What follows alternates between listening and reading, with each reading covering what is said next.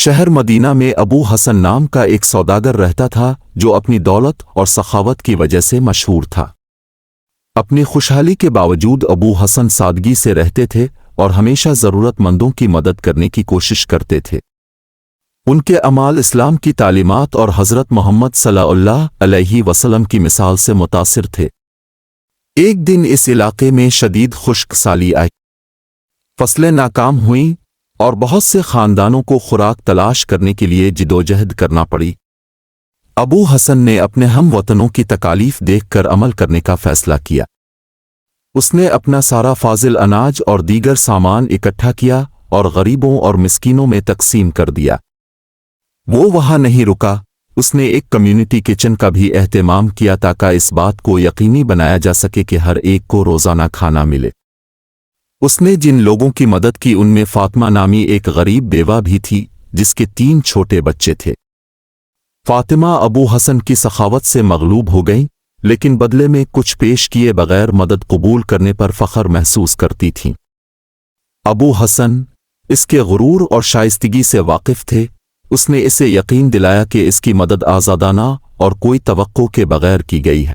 جیسے جیسے خشک سالی جاری رہی، بالآخر ابو حسن کے وسائل کم ہونے لگے۔ اس کے باوجود وہ جتنی امداد کر سکتا تھا فراہم کرتا رہا۔ ایک رات، خاص طور پر مشکل دن کے بعد، ابو حسن کو خواب میں نبی اکرم صلی اللہ علیہ وسلم نے دیکھا۔ نبی صلی اللہ علیہ وسلم نے ان کی مہربانی کا شکریہ ادا کیا اور بتایا کہ اللہ تعالیٰ اس کے عمل سے بہت خوش ہے۔ اس نے ابو حسن کو یقین دلایا کہ اس کے اعمال کا دنیا اور آخرت میں بہت زیادہ اجر ملے گا۔ اگلی صبح ابو حسن نئے سرے سے بیدار ہوئے۔ اس کی حیرت کی بات یہ تھی کہ پڑوسی شہروں سے تاجر کھانے اور سامان کے فراخ دلانہ عطیات لے کر پہنچے جو انہوں نے سنا تھا کہ مدینہ میں اس کی اشد ضرورت تھی۔ خشک سالی بالآخر ختم ہو گئی اور شہر بحال ہونا شروع ہو گیا۔ ابو حسن کی شہرت ایک نیک اور پرہیزگار شخص کے طور پر بڑھتی گئی۔ لوگ اس کے اعمال سے متاثر ہوئے اور فلاحی کاموں میں بھی حصہ ڈالنے لگے۔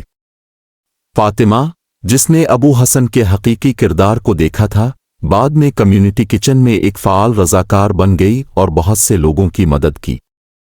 ابو حسن نے اپنی سخاوت اور ایمان کے ذریعے اسلامی اقدار کے حقیقی جوہر کا مظاہرہ کیا۔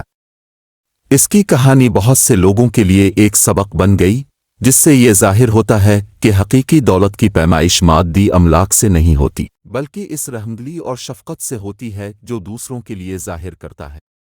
یہ کہانی اسلام میں سخاوت، عاجزی اور ایمان کی خوبیوں کو اجاگر کرتی ہے اور ایک مثال کے طور پر کام کرتی ہے کہ یہ اقدار کس طرح ایک کمیونٹی پر مثبت اثر ڈال سکتے ہیں۔